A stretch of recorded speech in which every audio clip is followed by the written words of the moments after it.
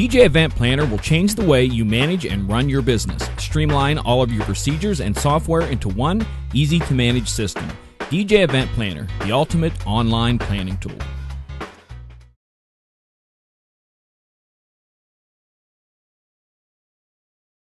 I think we're here. We're live. We're talking to people from over there and from over there. Right. How many time zones are we representing tonight? Oh my God, I don't even know. Three? Three time zones. That's correct. Yes. Dan and I here in Pennsylvania and Eastern. You got Shaney in Chicago and it's Central. And John's in, what is it, Mountain? West. No, it's West Coast. I'm on the West Coast time zone here tonight. We're skipping a time zone. Okay. That's right. Those folks in the mountain, they just didn't count. Of course, I think, is it 15 miles over and we're in the mountain zone or what have you? I don't even know if it's that far over. But good evening, everyone. Thank you for joining us tonight. We are catching our first live DJNTV show. We haven't all been together for a couple of weeks here, so it's been a busy somebody time. screwed last week's show up bad. Well, I'm glad I didn't try to stay up for it. hey, I did a dance mime show for everybody. I was hoping tonight, just to celebrate that, we could do puppets. I was really looking forward to sock puppets, but not so much. Lots and lots. Sorry, everyone, for goofing last week's up. I tried to hold it down as much as I could. She did a great job. We're getting lots of echo. That's going to be a little difficult. It's probably coming from my end. It says MJ has echo. Is he the only one that has echo? I have echo again? I don't hear echo from MJ. There's no possible way. Every other mic is shut off. Oh, and I have echo. Tori says that I have echo now. Bad echo or little echo? Like, are we talking cardboard box around your head echo or Grand Canyon echo? Or like Burger King drive-through ordering and they repeat the order back to you and you don't understand what they say. I was thinking Charlie Brown school teacher echo.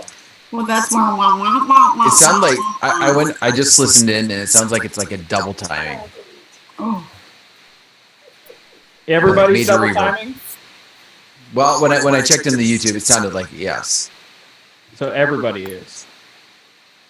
No, I take it back. John's not. Eric says everybody's echo. Yeah, it's John's. It's probably me that it's coming through my system right now. I didn't have time enough to pull the headsets out and do everything.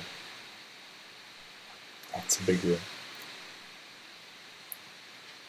So everything we say tonight is going to sound magnanimous. It will. It'll be awesome.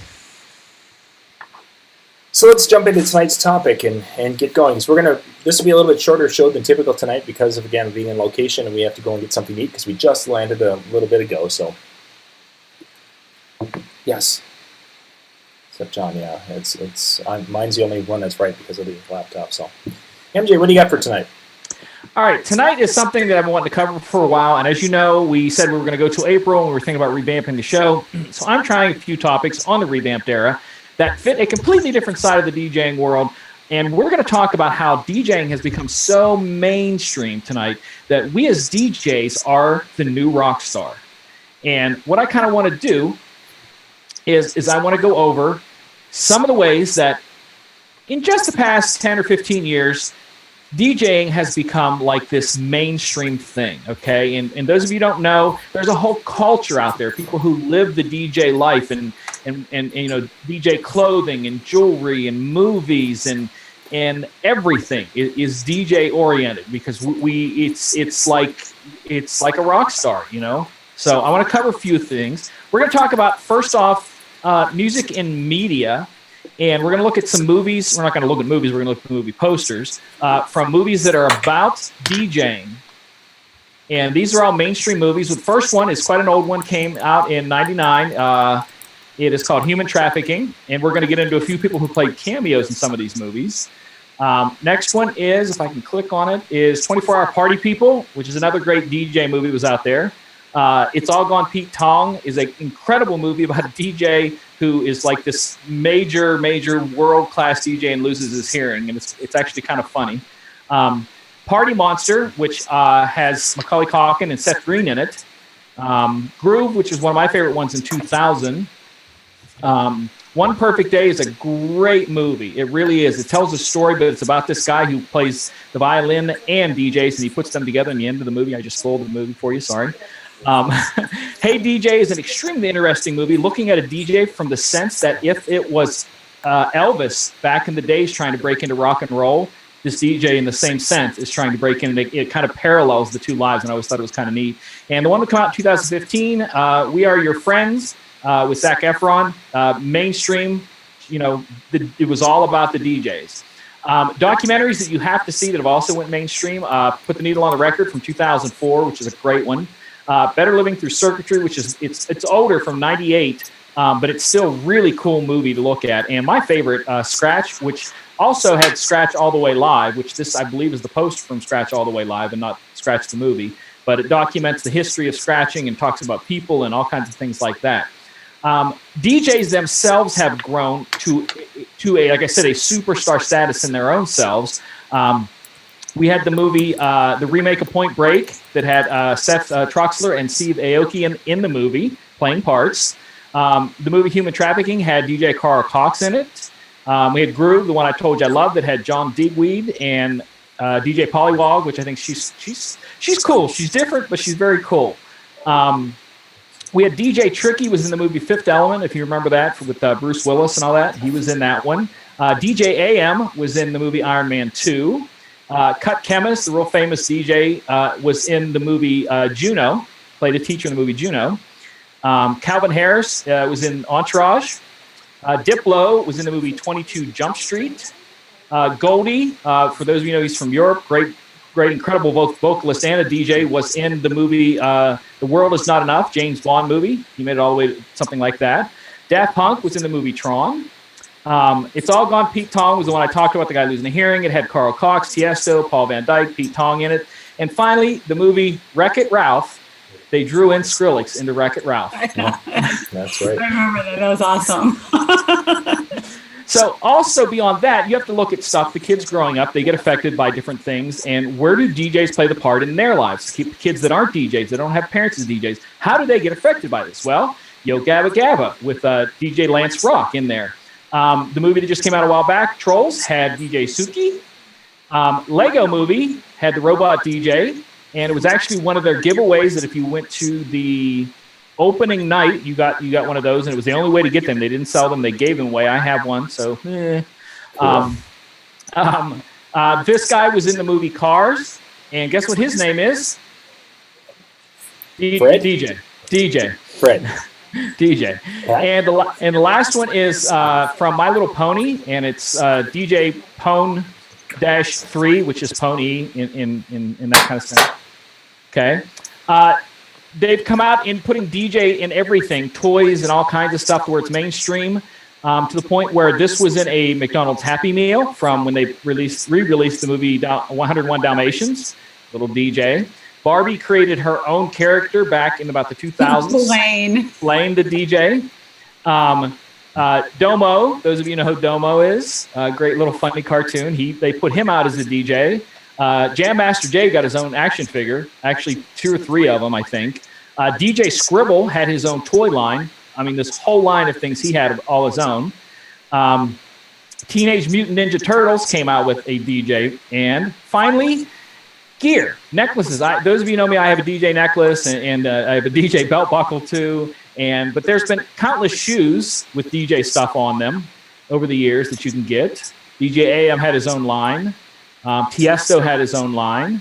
And Run DMC and Jam Master Jay had their own collectible line that came out. And that's just how kind of far the culture of DJing has gone, to the point where we're not people.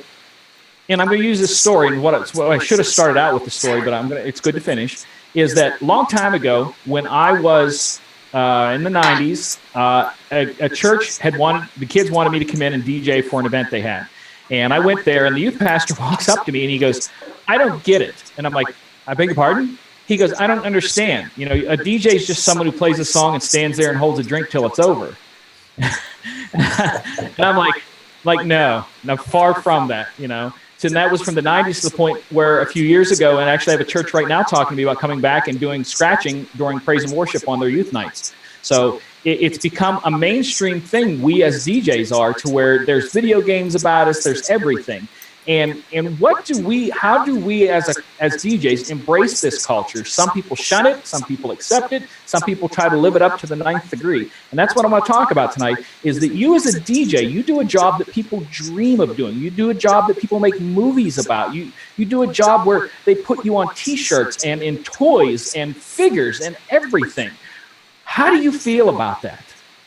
That's my question tonight. I think one of the things you got there, MJ, is everything you were showing there, it was DJs who are actually out there mixing and doing their thing. You didn't see anything with MC, where you had someone who was on a microphone. When I say DJ, I mean a person who mixes. Just because you play music at an event does not make you a DJ. And like I said, this is where I want to draw the line between our two different shows that we have, that, if you just set up sound and lighting and play music, you provide a music service. You may be a great host, an MC. You might create memories for people. You might have an incredible production factor, but unless you DJ, you're not a DJ. The same as a carpenter. You wouldn't be called a carpenter if you just assembled IKEA furniture. So I'm talking about DJing. So like 99% of the people I know do both weddings and clubs and bars. They do everything because they DJ. They do it all. And that's what I want to talk about, the DJs and the culture and who we are, et cetera, so on and so forth. Yeah. I think there's definitely a little bit of a difference between the two. Well, like I said, just call one a DJ and the other one's not a DJ.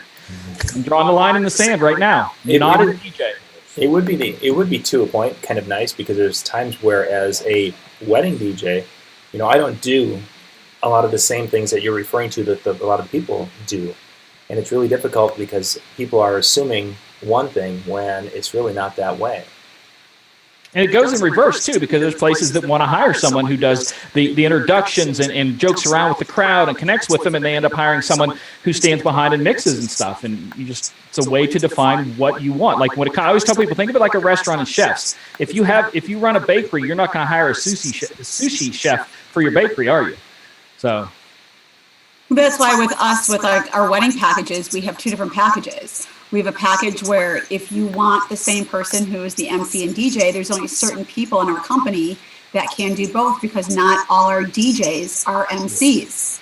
They might be able to just pick up a microphone and make an announcement, but not for that type of event. If they're just doing like a corporate picnic or something, they can make normal announcements. So when people book us, if they want an MC that's out there on the dance floor, making the announcements in the middle of the room and doing interactive stuff, that's an MC. They can't have just the DJ making the announcements. And that's why when they point to certain DJs on our brochure or in our videos and say, well, I want that person, we say, great, well, that person's just a DJ. That person is not an MC.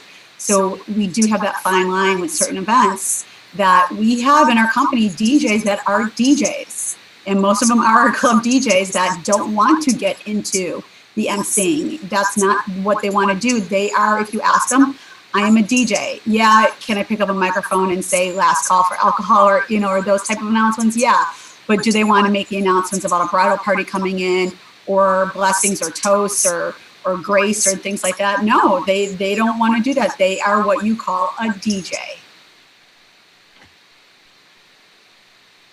Everybody goes silent. Whoa! Should I keep talking? I threw in a wrench in tonight because I wanted to. Like I said, because we were thinking, like I said, with this show till April, we wanted to kind of see where it went, and we want to maybe try to move a different direction. And some of our topics are going to be tailored towards the people who do the actual, do the mixing as opposed to the emceeing, like Shani said, the other side. And it's something that everybody can embrace. You can learn either side, but not everybody's a specialty. Yeah, not everybody's a specialty. And that's why even like on my business card for the entertainment company, my business card does say MC, DJ, entertainer, because I want people to know the difference between, if they look at the card, because you know how many times we get phone calls where people say, hey, I want Shani to be the DJ. And that's when whoever answers the phone say, okay, when you say you want Shani to be the DJ, we want to make sure, are you saying you want her behind the booth spinning the music? No, we want Shani the DJ, like out there doing the little stuff with the kids and stuff. And that's when we have to explain, I understand what you're saying, but then you want Shani as the MC with her DJ behind her. Because common folks everybody's a DJ. No, you know, in our type of world of the entertainment aspect, no matter what you're doing, you're always the DJ. And that's like, especially with us, when we have such the big difference of half of our MCs don't even DJ. They don't know that role. They don't know what it is. They'll, you know, they can push a button, but they don't have a music library. They don't have anything. They are just MCs. So when people say like, oh, we want this person as the DJ, that's when we have to ask, okay, the DJ is behind the booth with the equipment, spinning the music, doing this and that. And that's why like people like me who can do all of it, have it on my business card where I am an MC. I am a DJ and I'm an entertainer. Of course, in the club world, I'm a DJ. You know, that makes like the announcements, but I'm a DJ. So that is that big difference for people. And I love that, like tonight, we're just talking about the DJs. Getting back to the original, your original question though, MJ, as far as if people are going to embrace that rock star status, I can see a difference in the events that I've done with a similar crowd, meaning the same school. When I would come in there with a smaller DJ controller and really didn't focus on the setup of the DJ booth, and then when I came in there with the 8000, when I brought that in, I had everything set up, and I made that look kind of more of a special workstation. And then I was able to do some mixing tricks and different things that, and you know, I'm sure mixing tricks isn't what you want me to call them, but I was able to do some things with mixing that I can now do with that tool and Virtual DJ that I couldn't do with that software to be named later. We're allowed. We want to have a limit that John can say tonight because there's no reason he couldn't say the name, but we just have to limit him saying the name so many times. Otherwise, I'll just get on there and just go make a mistake. That's all I'll do. So it's interesting the response though you get from the crowd, because there is a wow factor to what we do, and having the tools to make it look like, you know, we are performing at that level, I think is definitely an important thing that we're going to need to look at going forward. The days of having a 4-band or a 4-channel, you know, just a simple mixing board that, you know, could be used for karaoke, doing that, you know, with coming in from your laptop, I think those days are going to be over, or they're going to be viewed as in a different world completely, because now it's about putting a show on. It's about creating that environment and creating that feeling of a portable disco, for lack of a better way to describe it. And I think that's something that we have to be cognizant of, because the kids at home can go and get themselves a $45 little wheelie thing to go and do the mixing. So now we have to bring in professional tools to really help make us stand out. They can do it with a free app now, John. No, it's true. I mean, they would need to have a plastic controller, and I think there's I think I saw a $49 one out there somewhere not too long ago. You know, I have two aspects of this, which I found very interesting. John brought up a point, so I'll catapult off this for a second. But when I go out to do my school dances, the rig that I use for my wedding would be plenty sufficient. But I embrace the idea of the Rockstar. I bring out a bigger board. I bring out a bigger controller that's flashier, that lights up a little bit different, so that when they come up and they see it, they're like, ooh. Like, and specifically, I bought it with the initial one that I bought, you know, was with that intention, you know, completely for show. Do I use half the buttons and the triggers and everything on it? No. But when they come up and they see me hitting buttons and, you know, pulling stuff back and everything else, and they're like, wow. You know, and legitimately, it's completely for the embracement, because if not, what sets me apart in their eyes? Because then I ran into this, you know, when I was at my school, you know, or when I'm at my school and I'm, you know, I tell students, I'm like, listen, you might want to come in, you know, humming your favorite tune, but I know the song. So let's watch what we're doing, because you got to keep it appropriate. And they're like, oh, you're a DJ. And then, you know, I tell them, you know, I'm a DJ. And they're like, yeah. And in their mind, they instantly go, because I'm their teacher, oh yeah, you're the guy who you mentioned earlier who pushes a button and then drinks water for the next 3 minutes. You know, and so be it. Or they have the impression of the teacher that would do their dances, who literally came in with his iTunes and his phone and would press play and just kind of let it go through the playlist. And then I did a dance for him, and it was completely different aspect. Now they still look at me as, you know, the weird guy in the room, but when I'm you know, DJing for them, it's a different look. It's a different setup, and I have to embrace it, because if I don't, it just doesn't work. I want to embrace a few things that were said in the chat room about turntablists and DJing, because you have to understand there is a difference once you get to the point of mixing, because there are people who mix, party mixers, and then you have turntablists who do tricks with this stuff. And a guy who is a great turntablist may not and probably would not rock a party very well. In the same sense, if you took a guy who rocks a party well, guy or a girl, sorry, Shane, and DJ who rocks a party well. DJ rocks a party well may not be able to do anything when it comes to tricks, like body tricks, backs, all the shoulder fader, whatever, and it may mean nothing to half the people. So again, that goes back again to your chefs. What are you specializing in? But like we kind of have to take a mix in there somewhere that to where you are just like if you were. I kind of explain this. I had a friend of mine who's an incredible guitarist, and I watched him play on stage one time, and it was as boring as watching him sitting at home, because that he played on a stage like he played sitting in his living room. Just this, no moving around, no headbanging, nothing. And that's where it is. He's incredibly talented, but he isn't a performer when it comes to that. And as the DJ, the rock star, our job is to be that guitar person that you've seen in the past who's just flailing and moving, or the pianist who's just flowing into it. That's what we're talking about tonight, the DJ culture of being the DJ. And I know that's confusing to a lot of people. I apologize, but we are here to answer questions if you'd like. And I think the part of that is that you're creating almost that bigger than life persona. Absolutely. They're feeding into that because of having that. We need to. Again, we're getting back to creating that emotion, environment, that experience. And I mean, also, sorry, John. Yep. To kind of stop the confusion a little bit.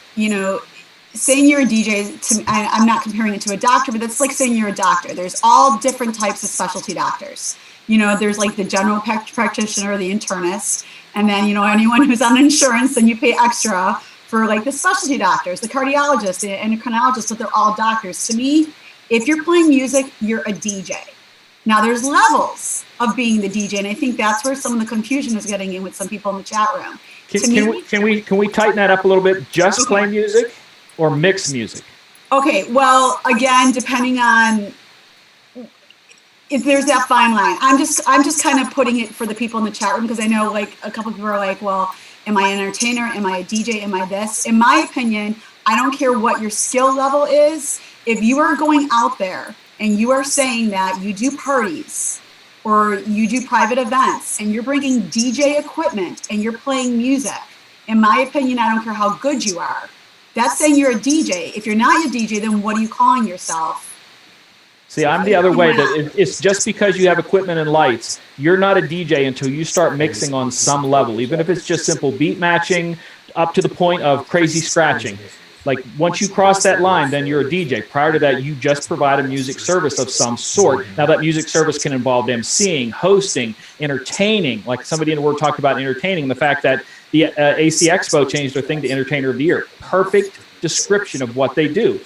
Highly valuable, highly talented, but not a DJ. No, and I understand what you're saying, but like what I'm trying to say, like not in the club world, but in the mobile DJ world, if somebody calls your office or calls you and says they want to hire a DJ, you can't say to them like, oh, I can't do it because we're talking amongst us. We're talking amongst our culture. Well, that's what I'm saying, because I'm looking at some of the people in the chat room saying, well, I'm not a DJ, I'm not this, I'm not that. Well, if you're not a DJ and you're in this industry, then are you an MC? If you're not an MC, are you a party dancer?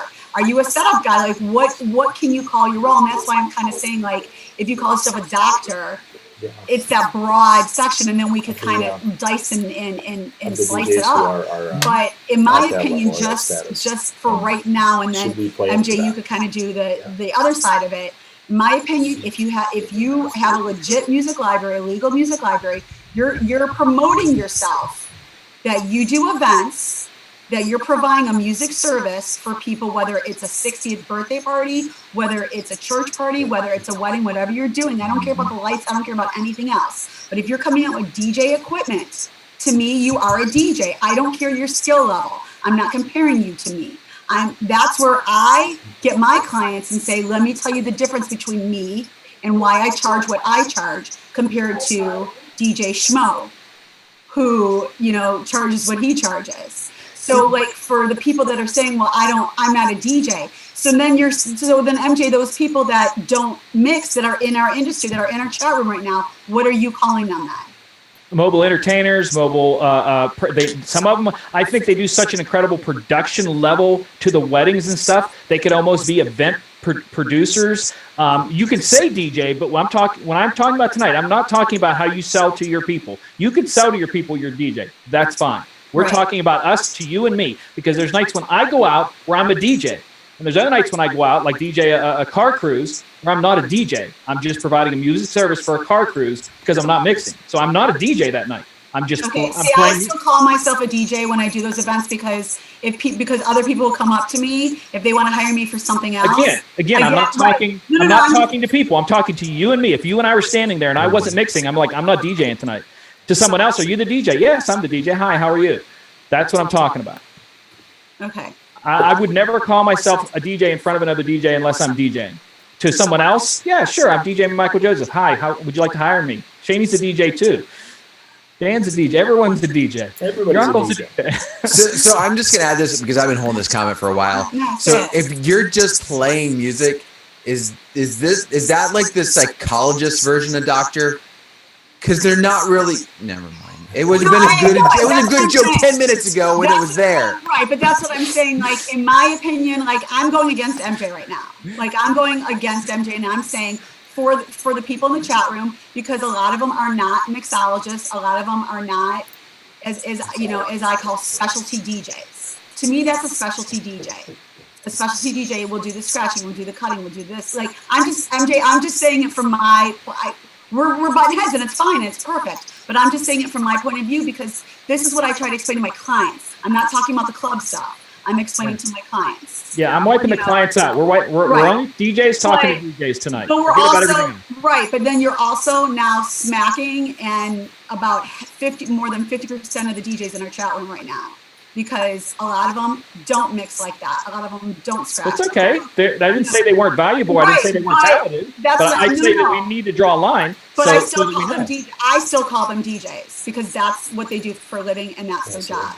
I don't call them an event producer, because in my world, an event producer is something what I do when I produce my huge events. Some of them are from scratch, lighting, sound, event.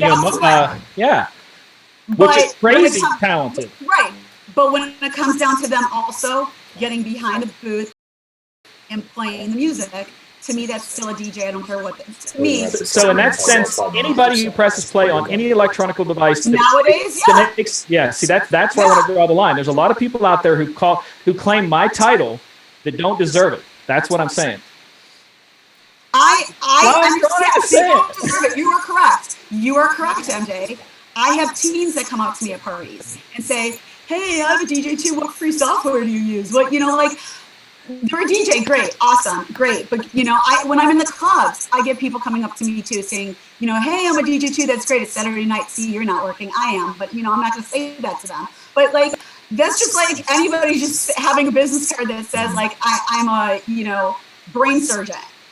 Anyone can say anything. It's your talent that's going to show what you can and cannot do to me. Anybody can be their own lawyer too. You're right. Like anybody can be anything. But to me, you got to have the talent, and you have to, for what level? I mean, some clients, look, this is what I want. Okay, but that's not what I do. What I do is I mix. I put on a whole show for you. What I do, and that's when I explain to people the difference between me and Joe Schmo DJ, who's standing next to me, that I'm not putting him down. I'm explaining to you what I do. But I have nothing against the DJs that either they didn't want to learn how to mix or don't have the time. I mean, I put in the time, I put in the practice, I practice all the time, and I know, MJ, you do too. And I know, like, to you don't want to talk to those type of DJs. That's fine, but to me, fine. Then they're on the bottom. It's not that I don't want to talk to them. I just want to draw the line so that when someone says, hey, we need a DJ for this event, I don't want someone going there and just standing there pressing play, sipping a drink, and the song fades off. They press play, sip a drink. But we all know, because we've seen videos of it, they're all out there. Yeah, that's what I'm saying. If somebody wants, because there's places I've walked into and set up where the manager goes, thank goodness, someone who actually DJs. Yes. Because the I other do people are too. playing themselves off to be a DJ, and they're not, and owners are getting sick of seeing people walk in and being that because I have 10,000 songs in my computer. So do every 12-year-old in the country, practically. So let's kind of bring this back, because we were talking about Rockstar, the Rockstar DJ, and how to in part embrace that and kind of emulate that. I think is kind of the direction that we were initially thinking about going tonight. And Ken behind me here just made a great point, is that a lot of the DJs that maybe not Efron there, but the rest of them were people who were accomplished in what they did and basically had mastered the skills of performing with the tools that they were using. And then they were able to, be that rock star DJ, even if they were maybe, as MJ was saying, one gentleman is very technically sound and a great performer, a great music mixer, but not a great front performer, what have you. But the idea of mastering the skills to be, having the tools and be able to master the skills and be able to use the tools at a high level is all part of that creating that persona of a rock star that people are going to be looking for as we go forward, I think. And I don't want to go too much farther into the mobile and drawing the line in the sand and different things like that, because we're just we're going to beat that horse to the ground. Yes. But the idea that in order to be at that level and to create that, Shani practices hours at doing what she does. She researches her music. She does her things. MJ does the work and research. Dan and I, we basically sit and look pretty once in a while. That's kind of what we do. I just cheat. There we go. See, I find a list that says top 200, drop it into autoplay, and I'm good. And grab a big glass of Pepsi. Let me take the Rockstar thing a little bit further, and let's go ahead and look again, like we were talking about people who play the guitar. You can play some incredible guitar and not jump around like an idiot, but a lot of performers that they take that, and I've seen guys who teach it, and I don't teach it in my classes, even though it's a normal part of most DJs, of exaggeration of motion. So if you're turning the volume up, anybody can just go like this, but they teach you as a DJ, as part of the performer, that you back it up and let it go. Let your arm fly. When you're scratching, lift it. Lift it. Move your head. Move around. Like that's the rock star. You're playing into that persona. I could definitely see it. I think it's important to do that. I mean, 90s, mid 90s or whatever was about the time that we had a lot of your bands that were having somebody come along and scratch with them, where it became more mainstream, at least. And just that showmanship, because otherwise, when they're seeing the music video and you're seeing the guy standing up there playing, it really meant nothing if they weren't doing the showmanship. And I'm not saying that's where it started, but I'm saying that maybe that's where it became a little bit more mainstream. For the longest time, when I was actually starting to get into scratching with the controller or with the CD deck that I had, and I embellished because I thought that's what you had to do. I mean, I knew I didn't have to technically, make it go like that, but that's what I was doing. And for whatever reason, it made it feel better. It becomes important because, like you said, though, it becomes part of the show. It becomes part of what they're expecting to see if they're coming for the performance side of it. You almost have to. Embellish is a great word, Dan. Exaggerate emotions, all that. No, that's a good way to describe that. You don't need it, but you do it. I mean, there's nights, where you get into it. Just, like I said, I kind of look at, like I said, that guitarist, and you've seen other pianists who really just throw their entire body into just only what their fingers or their feet on the pedals are doing. And that's kind of what I say when you talk about the rock star, taking it to the next level, where you're still doing the same thing as someone who's extremely technical, but you now are embodying it. You may be embodying it also in the clothes you wear, too. So it's all part of that. That's what I'm saying, embracing all of it. The other day I wanted to go somewhere and I didn't want to put a DJ shirt on. I realized I have like 3 non-DJ shirts, 2 motorcycle shirts and one that I got at a car cruise that somebody gave me about some sort of oil lubricant or something. That's the only non-DJ shirts I have, because I've lived this life so much, and it's an odd thing to embrace now. And some people also on the other side, let's look at it from the other side, who think that people that do that are silly. It was interesting. kind of had a little bit of an epiphany. Just I think it was just yesterday. I was talking with my wife, and I've been having some back issues and different things like that. And I was thinking it was because of carrying all the equipment and stuff. And then I noticed that certain nights or certain next days I didn't have the pain, but after the really like big events where I'm like really kind of like, you know, getting into it and really kind of feeling it. And I'm like, man, I had a great set last night and everybody was like really getting into it and stuff like that. And I'm like, man, I'm hurting today. And I'm like, the more I bounce, the more I'm into it. That's what's causing my problem. It's like, because I'm getting into it and just feeling it so much that it's just like, oh crap. Yeah, it's called getting old, Dan. It's not because you're getting old. Hey, as the young guy, I was bound to have. Yes, you need to exercise. Get off the couch. You know, put the water cup down. So yeah, Saturday night, Dan, just what you said. I was at a place, and it's been cold lately here, and I had to put on a light jacket Saturday, and I'm like, oh, this is coming off because I was into it. Something like that. I can't know. So, good, Cheney. Oh no! So I just wanted to get back to: are we now talking about the Rockstar DJ aspect? That's what we should have been talking about. I led us down a wrong road. Well, no, you didn't. I did because I argued the other side of you. It's okay. No, because of what was going on in the chat room, I wanted to argue the other side of the people now saying like, well, I'm not a DJ, I'm not a DJ, I'm not a DJ, and I'm like, if you want to sell yourself as a DJ in the chat room, by all means, sell yourself as a DJ. I'm just talking about like if somebody wanted to hire, let's use my friend who's the guitarist as an example. He would make a great studio musician. He could record you stuff. He could play as a part of a backup band, you know, for a singer maybe, where they don't want the person to jump around a lot. He would be incredible for that. Is he still a guitarist? Absolutely, you know. But we're talking about that next level where you are your brand that you're selling as the person who can play songs without anything else, no lighting, no nothing, play songs and make people move.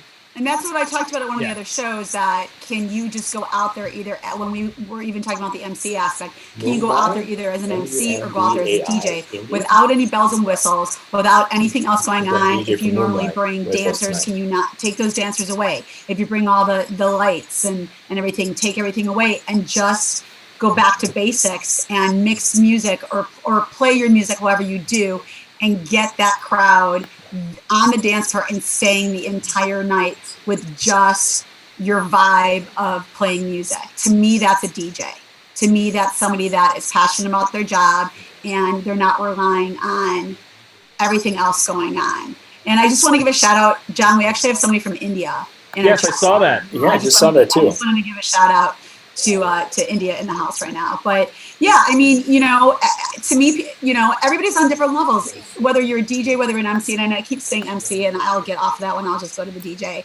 But, you know, and again, if you want to get to the next level, then do it. Stop talking about it, stop complaining about it, and get to that next level. I know I wasn't at that level 5-10 years ago, yesterday, the day before, whatever. You know, with the other clubs that I'm picking up and DJs trying to hoard in on places that I'm at, I got to show them that I belong. Why was I picked to do the Cinco de Mayo party over the resident DJs that, you know, I got flack from at a spot that I was at on Friday? You know, they asked me to do their party and I was like, oh God, security's gonna have to walk me in my car afterwards. But, you know, and the general manager stayed the whole entire night because he was like, all right, let's see what she's all about. You know, who's this chick coming in that's taking the resident spot? You know, and afterwards, you know, he came out to me and he was like, okay, you know, if you heard me talk bad about you, I'm gonna, you know, I will apologize to you. And I was like, well, I didn't know you talked bad about me, but now I do. Like, I was like, how are you going to talk bad about me? You never even heard me spin. But, you know, like, I showed them, and it wasn't just because I was a female. It's because I was a great freaking DJ that night for them.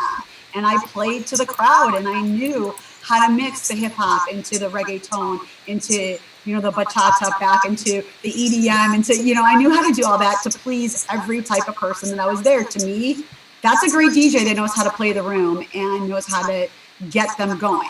You know, it's not about me. It's about what the crowd wants. And I think with the Rockstar DJs, they knew and they still know, the ones that aren't around anymore and the ones that are still around, they, you know, some of those movies I didn't like because I was like, oh God, I can't believe I like some of those movies. MJ, you know, some of them really suck bad. Like, and portrayed a DJ like really crazy. like you want to like punch somebody out afterwards if anybody's seen some of those movies. they're good for entertainment's sake. If nothing else. Like I went to the premiere of, what was the last one? I went to the premiere of We Are. Yeah, that one again. Let's draw a line in the sand there. If you've not seen the movie, he starts out as a DJ, but he finishes up as a musical performer, and that's why people hated it. He didn't even DJ the finale. He did not even freaking DJ the finale. And I'm just like, get off the stage. All right, let's wrap things up for tonight here, gang. And I've got 3 more pages of notes, John. But John's got to go. If you want to get to that level of that Rockstar DJ, you got to put the work into it. I offer classes, and I'm actually thinking about doing a specialty thing on the Insiders area once a week. I'm thinking about calling it practice night or practice sessions, to where the first half of it I DJ, and the second half I answer questions about what I DJ. And I'm even talking about taking a song list from people. Submit your song list, and I take whatever song list you gave me, and I'll do it in that half an hour and start to teach you to take that to the next level, no matter what style of music you DJ or equipment you have, as long as you don't play on Mega's thing. Oh, that was what I was hoping for. With microphone, boom. Man, Megaseg could do so much. Watch me fade from one song to the next. Oh, yeah. Catch that fade? Oh, yeah. Gang, we're going to wrap things up tonight. Thank you for being with us this evening. There's MJ, I saw one thing in the chat room we should talk about in one of the future ones. They're talking about people using YouTube music from YouTube. Mm-hmm. Mm-hmm. I think we should talk about that, and I really am starting to think that that's actually a way that people need to be looking at and embracing, and we can talk about that in a future show. Oh, you just made some enemies there. I know we'll talk about this because I've been spending some time with this one, but that's for a future show. Dan, MJ, Shaney, thank you guys for being on tonight. Thank you guys for watching, and we will catch you tomorrow night. We've got Brian S. Red coming up tomorrow evening. There's a quickie from Ben Stowe coming up tomorrow at 8 o'clock, 9 o'clock Eastern. Then Brian Red at 10 o'clock, and we'll be back next Monday with our full shows. Good night, everyone.